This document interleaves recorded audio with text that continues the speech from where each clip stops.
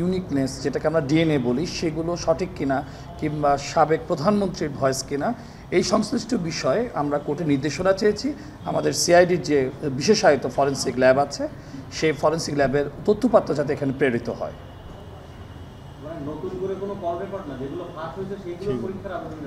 জি, সেগুলো আছে এবং আমাদের আলামত এবং জব্দকৃত যে সকল মুঠোফোন আছে সেখানে বেশ কিছু নির্দেশনা আমরা পেয়েছি। সেই নির্দেশিত ভয়েসের সত্যতা যাচাইয়ের জন্য, অকাট্য দালিলিক প্রমাণের জন্য আমরা আসলে ফরেনসিক করতে চেয়েছি।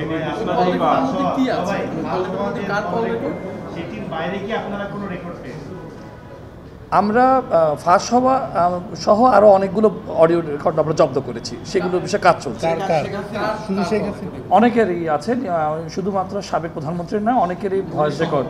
জি, বেশ কিছু সমর্থিত এবং অসমর্থিত বিভিন্ন রকমের অনলাইন থেকে শুরু করে এবং অপ্রকাশিত, যারা ভবিষ্যতে রাজনৈতিক কাজে হয়তো বা তারা ব্যবহার করতে পারে, এমন কিছু সোর্স থেকে আমরা এই ভয়েস রেকর্ডগুলো আসলে তার কিনা এবং জিও লোকেশনটা কি সেটা আরও যথাযথ তদন্তের জন্য আমরা এই কাজটি করছি।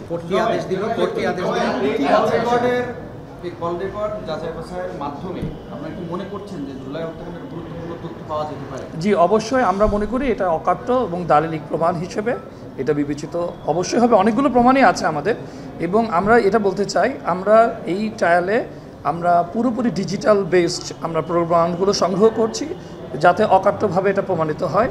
জেনজেট যে ট্রায়ালটা আশা করে, আমাদের ট্রায়ালটা যাতে জেনজেটের মতোই হয় এবং অত্যন্ত তথ্য প্রযুক্তি নির্ভর হয় এবং সেটা যাতে এভিডেন্সলি অ্যাকসেপ্টেড হয়।